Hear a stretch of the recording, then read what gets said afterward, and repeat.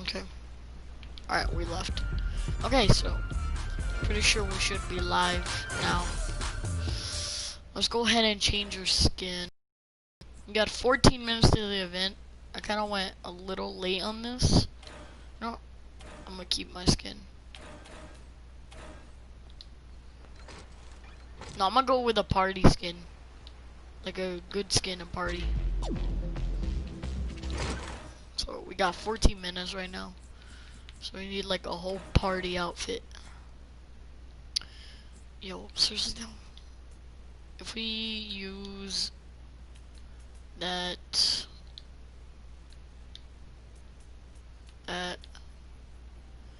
the rainbow and then that right there.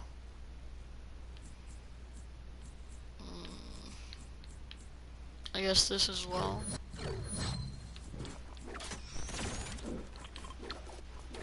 This and like I don't know this. Alright, let's go, let's go. Let's go. Alright. Pretty sure this is, yeah, this is at the big screen right here.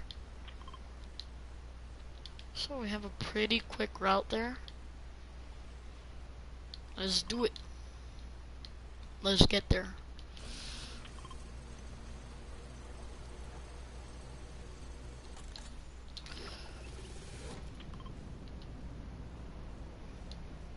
Bro, everybody's at the big screen right now. Some people are at the plaza. There we go. Show starts. Boys, we got 4 minutes. 4 minutes. 4 minutes to the live event.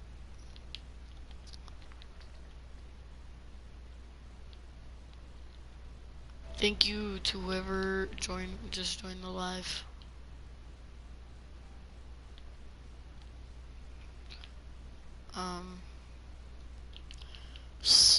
4 minutes right now, so gonna quickly. I don't know where to get for this. Like, I want to try to get like a good spot for this. You know what? Let's go on the zip line. The zip line could take us somewhere good.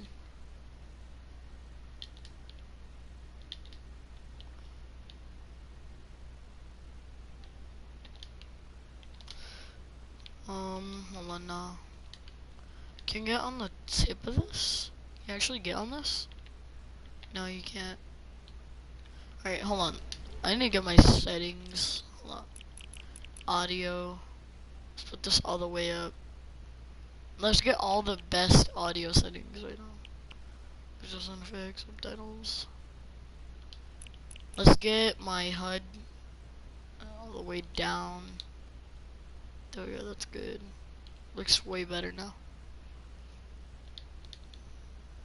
Alright. Let's get a good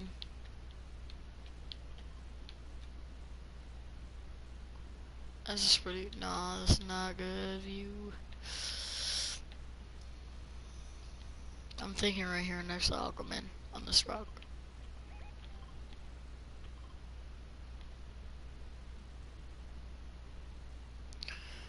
Two minutes right now. 2 minutes to the live event. I was thinking going on that mountain, but I feel like too far away. Let's see. Let's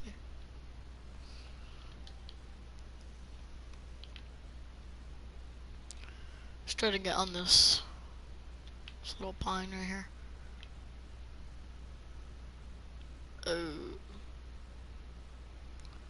Bunny hop? Let's go. Get a minute right now till the event starts.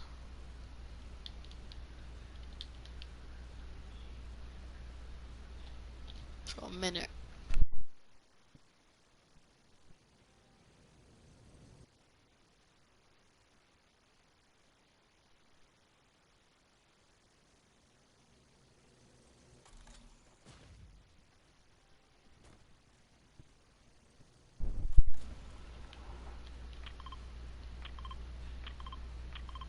die show beginning and what the freak?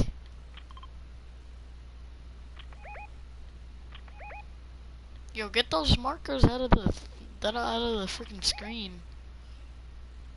Don't put the markers on that.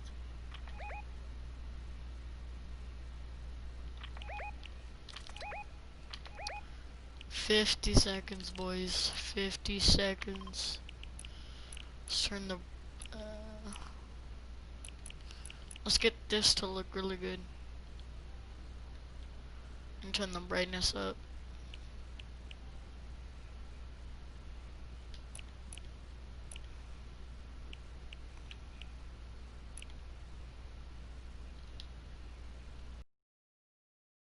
Begins.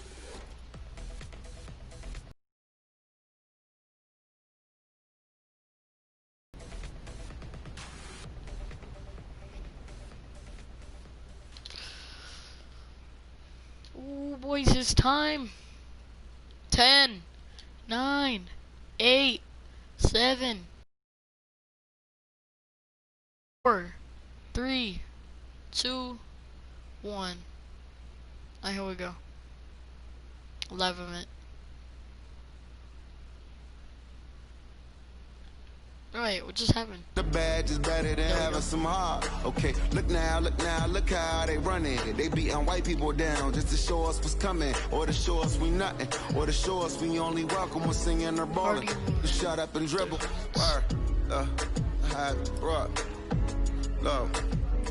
Hey everybody, I'm Carrie Champion. Welcome to We the People. So today we are having a very candid conversation with athletes and artists who want to make sure that you use your voice to vote. Voting is your voice. So we have so many different issues that have happened in this country. It's really, truly unprecedented time. So I'm looking forward to these conversations. I think you'll be educated as well as entertained, but most importantly informed. We have morethanavote.org, whenweallvote.org, and fairfight.com. Those resources are imperative. Go ahead. About activism, black voter suppression, without bringing in this I'm gonna mute my mic. are heavy, but I guess I have to because that's where we are in the world today. It's heavy as hell. And when you think about what needs to happen in this country in terms of change, what's the first thing that you think of? Equality. That's pretty much the first thing that comes to mind, right? Black people need to be seen as equals in this world. You know, we had to fight just to be recognized as a full citizen in this country and not 3/5. The world is now seeing what we've known for so long in the culture and in the community. The one way that we can fight is obviously voting. Talk to me about what voting means to you. I hear people all the time talking about one vote doesn't matter and that voting doesn't make a difference. If that's true, why do they work so hard to suppress the black vote? Because they understand the power of the vote. And so it's time that black people collectively also understand the power of their vote. And not just on a national level, because a lot of times we only have this conversation every 4 years. People need to be very much involved in their local politics. They need to understand who their elected officials are, where they stand on issues that affect you. And you need to use your vote to either support the ones that care about you and your condition, or to elect people who do.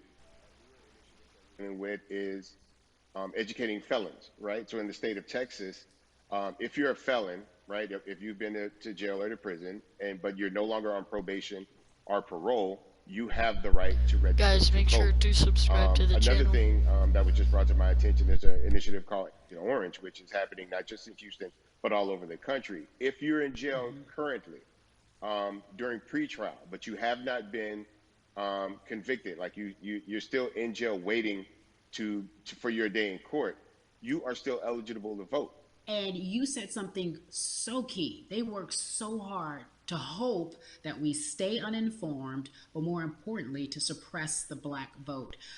If you could do one thing with this message that we're trying to send today about how important voting is, what type of images would you like our people to understand and see when they go to these polls and vote, or when they cast their ballots? I think the images that we've all seen, you know what I'm saying, for decades in this country, if not centuries in this country, we've seen black people oppressed, we've seen black people attacked. So every time you look back and you see those old black and white images of people of color being attacked by dogs and people of color being sprayed with hoses, that's what they were fighting for. Back then, they were just fighting for a chance to vote. People like Martin Luther King Jr., people like Malcolm X, these people died to help us be in a position to have the power that we have now, which is to be able to cast a vote and make a decision about the people that have controls over our lives. So, I mean, if you in your own community need a reason to Mm-hmm. vote, look at a person like George Floyd. If the people in your city are not open to police reform, are not open to having a conversation about defunding the police, are not Facts. open to issues concerning economic equality, judicial equality, and racial equality, right? If they're scared to say Black Lives Matter, you have the power to put people in those positions who do believe that Black Lives Matter, who do believe in Mm-hmm. racial equality, economic equality, judicial equality, That's right. right? That's right. Who see us as human beings. And if the people in your community don't feel that way, vote them out. It's that simple. It's just vote them out. We don't have enough time to sit around and hope that people change their minds. Yeah, Bumpy, you point out something so important. We have the power, and that is in our vote, and that is with our voice, and that's how we use our voice. I think of where we are right now. People say this is a particular moment, but it is a movement, not just a moment, it is a movement. Why, in your opinion, was it George Floyd's death? Why was that the chosen brutality for people to say, oh my God, Black people are still oppressed in this country, and it is not fair? I think it's twofold, Carrie. And so many different encounters between people of color and the police, there simply is no proof of what happened in the interaction. Mm. And towards the policeman's point of view, right? In this case, we saw very clearly. The thing is due to the fact that everyone was at home, basically during this time period in relation to the coronavirus, you couldn't avoid it, right? It was on every television station. It was on every social media platform. Everywhere you turn, you were constantly hit upside the head with this message. You see in the interaction that this man did nothing to deserve what happened. That's right. I think so well said, because if you think about it, in the grand scheme of things, it wasn't worth it, and he didn't have to lose his life. I think that you touched on something that a lot of people talk about, and that is now defunding the police. That has been such a huge conversation, but there's so many misconceptions around defunding and dismantling. If you will, educate the audience. All right, so most people, when they hear the term defund the police, they tend to think of, oh, they're going to take away our police department. Nothing could be further from the point. Defunding the police means that in certain communities, even Houston, take for example, we had over $1 billion allocated to our police force. Now, what is that money being used for? Some of that money tends to be allocated towards riot shields, right? Pepper spray, right? That kind of thing. That's only used against the people that fund this budget, right? So why would the people want to supply the police with the means to oppress them? If the police are concerned about the situations in certain communities with a higher crime rate, well, higher crime rates tend to happen in communities where there's not employment opportunities, right? There's not a lot of social services, and people are going to do what they need to do to take care of themselves and their families. When the community has more opportunities for employment, more opportunities for upward mobility, then they tend to be less of a strain on the government. They tend to have a lower crime rate, and because of that, we'll have less need for the police in those communities. You are passionate about so many different things in terms of making sure that we are holding our leaders accountable. Talk to me about some of the other projects that you're working on. Well, right now, obviously, being a part of More Than a Vote is essential. We're dealing with primaries in this country right now, and we just want to educate people. We want to inform people because people are tired, they're angry, they're concerned, and they want information and they want action. And so we want to make sure that we give them the right information and lead them in the right direction. And we thank the people that do not look like us for standing with us right now, because it's very important that people who aren't black be involved, because if black people could have gotten rid of racism, we would have done it hundreds of years ago. And so I'm trying to use my voice and my platform just to let people know that if they feel like I do, there's a number of places they can go to enact change in their community. People need to know about how their city council runs. They need to know that they have the ability to speak when city council meets, to let them know that that's not the way that they feel their city needs to be run. Those are not the places that they feel the money of their community needs to be allocated. And Bubby, even a step further, they can run for office in their local community. They can run for positions. Like, people act like they leave it up to somebody else. If you're upset, it's not hard to get on the school board. It's not hard to be a part of the city council. It really isn't. And depending on how small your town is, you could be a mayor. It's the power is with the people, and we need to just know that that's happening. Absolutely. And it's always been with the people. You know, if you look at Trayvon Martin's mother, Sabrina Fulton, right? She felt that there was a system of racism and a system of oppression that led to her son's death. And so what did she do? She ran for city council and she was elected city council. Our own former president, 44, Barack Obama, right, started in the community as an activist, ran for an elected position, became senator, ran for another elected position, and became president of the United States. So don't think that you can't make a difference. You know what I'm saying? You don't need a lot of money. You don't need a lot of power. Your voice is enough to make a difference. Amen. I feel like I need to go out and run for something. You gave me a rousing speech there, sir. I'd be remiss if I didn't ask you this. When I talk to my brothers, I have to ask you, as a black man, how are you doing? Are you okay? I'm good. I'm good. I have a very strong relationship with God, so prayer definitely works for me. I have children and grandchildren who are watching me, who are encouraged by what I do, and they're proud of me right now, and that's really what matters, The change starts at home, so as long as you have a support system that believes in what you're doing and supports you in what you're doing, you have everything you need to go out there and fight the good fight. And for those that don't, there's a community of people here to help you. So you can go to places like morethanavote.org. There are many different places that will encourage you, inform you, and they will put you with groups of people that feel like you, that are ready to take action. So no one has to go about this alone if they want to do it. Yeah, we're stronger together. People have been saying it, but that has much more meaning now that we are in our movement, not just this moment. Bun B, it has been an education, always a pleasure. Thank you so much. I appreciate you. Keep fighting the good fight. Keep up the good fight.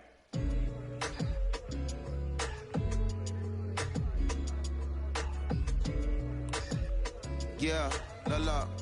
So our next guest, I have to admit, I'm a fan, but there are so many different people that we could talk to, and I thought it was so imperative that we speak with her. You know her as Molly on the huge, successful show Insecure, HBO's Insecure. She also has a comedy special highlighting her Nigerian roots, and she's an amazing podcaster.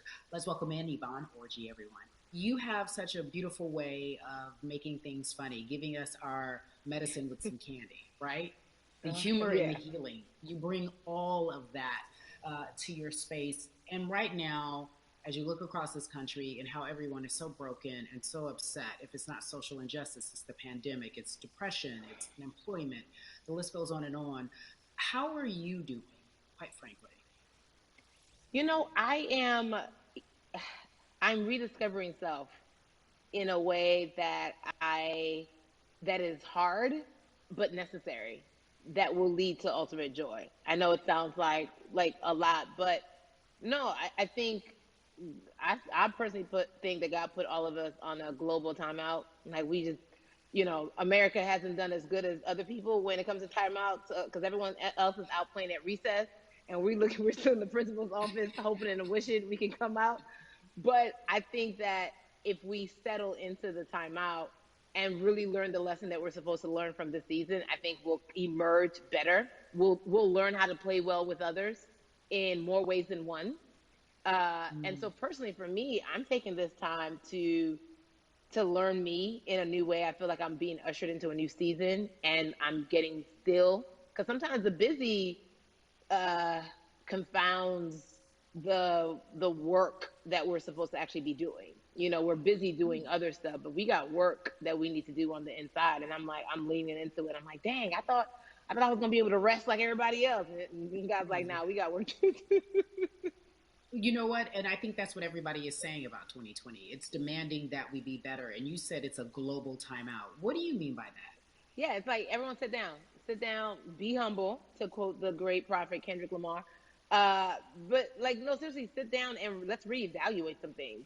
Let us unearth and shake up the things that we have been trying to hide within ourselves, within our nation. I think America is going through an unraveling right now, a much needed, a much necessary one. And I think all eyes on us, right? There is no, oh, I was on the subway for an hour, so I didn't miss that thing that happened. No, everybody was home. Everybody, was watching when George Floyd died, and everybody, no one could hide it. Everyone was watching when Amy Cooper called the cops. Like, this is a time where it's like, oh, we can't pretend it away. We can't excuse it away. No. It's a global timeout. Sit down, watch, and let's learn. And globally, it's like, hey, we were going business as usual, but it ain't usual no more. Like that's old. Anytime change occurs, it's very uncomfortable. And so right now we're sitting with we're getting we're getting comfortable with the uncomfortable. The minorities, we've been comfortable with being uncomfortable, because that to me explains just the existence for whatever we want to do, how we break into our careers, how we live our lives, how we find ourselves one of the few or one of the first. And that's a lonely road. When you look at, and when you talk about this global timeout, everybody had to pay attention to Amy Cooper, everyone had to pay attention to George Floyd. How is that helping us as a people, as a country, during our global timeout? I think, well, one, we're not minorities, Carrie. You already know it. It's like these labels that they put on us. It's Yeah. like the same way of saying like black on black violence. Also, there's no white on white violence. It's branding, Yeah, right? right. It's all Yeah, branding. you're right. You're It's right. like white people kill white people every single day. So no, there is no black on black violence. And if you say black on black violence, well then let's brand white on white violence. Like I watch Mm-hmm. Investigation Discovery. Ain't too many of us. We I teachers. just got done watching porn. So, I What the just hell? even like, but to answer your question, what does that do? I think what everyone expected is what has happened in the past That when is the so world was weird. still open, right? In that, okay, you had everyone from Trayvon Martin to Castillo to Sandra Bland. You had all of these lives lost, and black people made some noise. We rioted, we got out in the streets, we started the Black Lives Matter movement, all of those things. And then white people kind of just like, oh, let's give them something, and then it's just like, is it over? It's like Oscars so black. Okay, okay, good. We gave some Oscars. Are we good now? Like, are we even? Mm-hmm. And it's just Mm-hmm. like, oh no no no no no. This is not about like a band aid. It's like, yo, we might have to amputate the Yo, leg a little thank bit, you everybody but it's all for right joining the because stream. by Hope amputating the you're having leg, a we're gonna good save the time. body. And so I think that's what's happening now. Like America is realizing, like, oh, black people aren't just making a little bit of noise. Like the protests are still out. The conversations are still being had. The change is still being demanded. And I think they're seeing, oh, this is not going no way. And no, it's not, because we need systematic change. What a beautiful way to explore what is happening and describe our country. We might have to amputate the leg, but that's to save the body. That's what's happening right now. That's beautiful, Yvonne. And to that end, I have to ask you this, because the way that we do that, we use our voice. And our voice right now in this world, in this country, is our vote.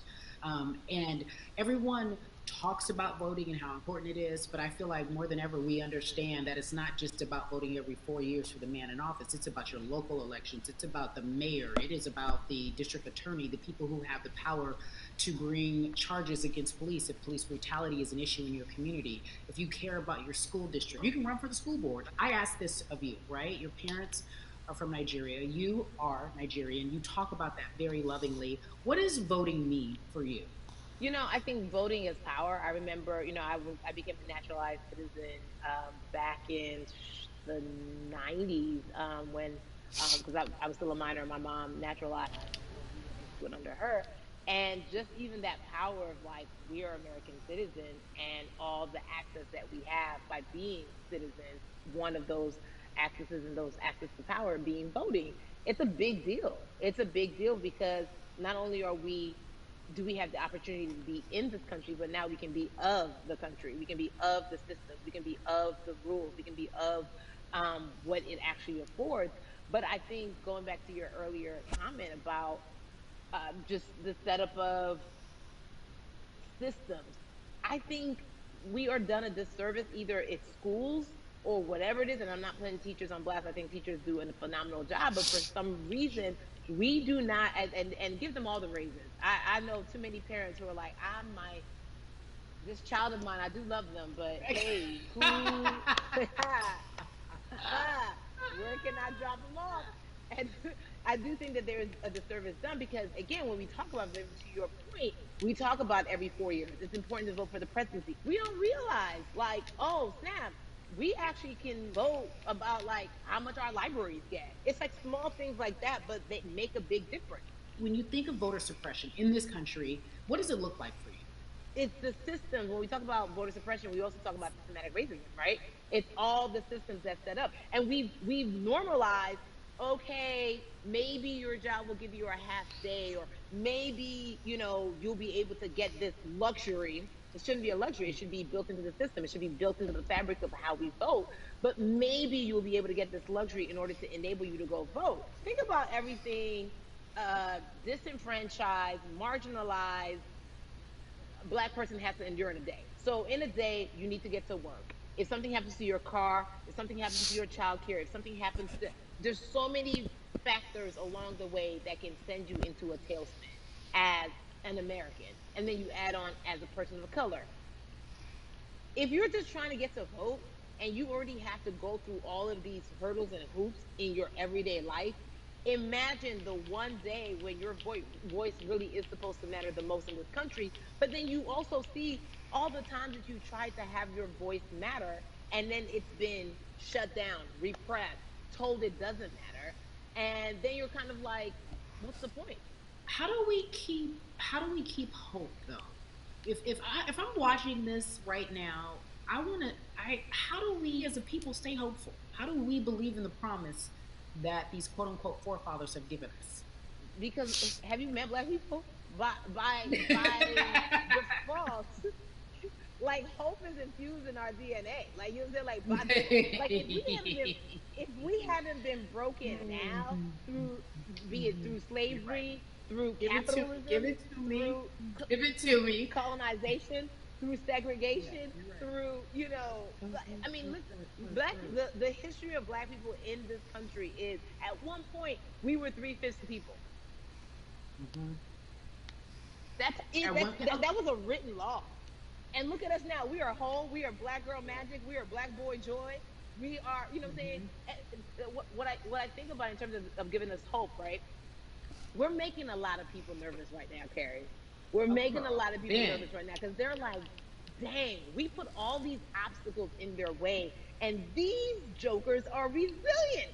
But that should give us hope. That should give us hope that like we can't stop, won't stop. I mean, I went to the school of Diddy. You know what I'm saying? Hashtag, blah, blah, blah, blah. Harlem shaking it right now. Can't stop, won't stop. And I think that's our motto. We can't stop voting and we won't stop voting. We can't stop marching and we won't stop marching. We can't stop thriving and we won't stop thriving. To that end, because you led me directly there, I've been asking everyone who's appeared on this platform, what does activism look like? And I feel like back in the day, we had an idea. Yes, it is marching. Yes, it Yeah. is protesting. Yes, it is speaking out against things that we feel are not right or unjust. But talk to me about what activism looks like for Yvonne Orji. Listen, activism, I think the beauty of activism is that it has many faces, right? You're going to have the people on the front lines. Like, you know what? Martin Luther King marched, but there were a lot of women who were in the homes like, hey, BT Dubs, when they come back, this is how we support all the people who are marching on the front lines. And we're going to be here doing what we know to do best here. And you know what? Somebody needs to bail them out of jail so now we need to be in the community, getting money or whatever it is. So it's like everybody has a position to play. And so play your position like a shortstop, bruh. So whoever you are and whatever you do, play your position. So activism could look like, you know what? I'm not the one that's built to be on the front line, but you know what? My pockets go deep, so I'm gonna support the people on the front line. I'm a comedian. Black joy is a form of activism. There's always a call for entertainers or celebrities that have the platform to do something. Why aren't you speaking out? I'm not a believer in thinking that it's mandatory. Like you said, everyone can be an activist and be activated in different ways. But talk to me about the connection. Talk to me about the marginalization in your world and how you feel like it even inspires you to say more and use your platform to do more. Beneath the surface of what we do, like Niecy Nash says, it's the the who, right? The who is the person who's going to be like, hey, let me call this out. Either blind racism in terms of overt racism, in terms of ways that we can be better, in terms of ways that we can actually be more uplifting to the community that you may not even realize that you're serving. Before I let you go, talk to me about the urgency, in your opinion, for people to vote, our people to get out and vote this coming election. Yeah, I mean, guys, guys, guys, if you think you're tired now, I'm telling you right now, we cannot take this sitting down. We can't take this jokingly. I understand that it may be hard to figure out who to vote for, but at the end of the day, we got to vote for our families. We got to vote for our legacies. We got to vote for continued progress. We have to vote for upward mobility. We have to vote for equality in a way that is long lasting. And if we succeeded before, we can do it again. You talk about the whole. This is the time. This is not the time to give up. This is not the time to pretend a way that we haven't made progress. We have. There's still much more to be done. And you know what? We might have to get to a point where we pass the baton to our children and our children's children, but we still have work to do now for that generation. Yvonne Orji, you are everything. You are Molly, but you are not Molly, but I love you so much as Molly on HBO's Insecure. You are an amazing podcaster, Jesus and Joloff. Shout out to Lovey. And then we also have movies. Like you, the world, you're a model, a cover model. Also, wait, don't let me forget your hugely successful stand-up comedy special on HBO. Girl, you're doing it all. And I am so grateful. You are truly the dream, not just the American dream. You're the black girl, brown girl, do it all dream, the immigrant dream, everything. You're a beautiful, beautiful soul. I really, really mean that from the bottom of my heart. Yvonne Orji, ladies and gentlemen, nothing but the best and excellence personified. Thank you so much, my friend. I love you so much, Mama. Mwah. So Atlanta has been one of the hotbeds in terms of political unrest and social injustice. So much come from that city, including one of our very own founding fathers of the civil rights movement, and that's Martin Luther King Jr. But right now, we want to welcome in someone who has used his platform to talk about voting, to talk about racial injustice, and how he's trying to help. Atlanta's very own Russ joins us now on We the People. Russ, I'm not going to fan out and tell you what some of my favorite songs were that I listened to repeat on yours. We're going to get to the topic at hand. So amazing. We got to talk about, recently you did an interview where you shared your outlook on culture and music. And you also were very candid about the fact that you have a privilege and that it's necessary for you to give back. Tell everybody about what that means. It's very obvious, I'm white and I'm in Black culture and I'm benefiting financially off of it. So I feel like if you're a white person financially benefiting off of Black culture, you have to put finances back into Black culture. It's just that simple. The screenshots with your feelings, it just comes off like fake empathy because it comes off very dismissive and very oh, that sucks for y'all, but anyway, back to what I was doing. Have you felt that way always, or is it now because of the time of where we are in this country? I've always had the feeling. I think now it's just obviously elevated. It's a new level, and there's new, it's to the point now where you can't. First of all, you can't not say anything. Second of all, though, I just think saying something isn't enough anymore. I think if you have the ability to put money back into a culture that you're financially benefiting from, you have the ability to. You should. It's interesting that you talk about it in that way because some people do believe that silence is the best way to go because it's hard to talk race, especially if you're white and you're in the Black culture. People just feel as if they can't talk about it. They feel awkward. They feel as if they don't have the privilege or the voice or the words.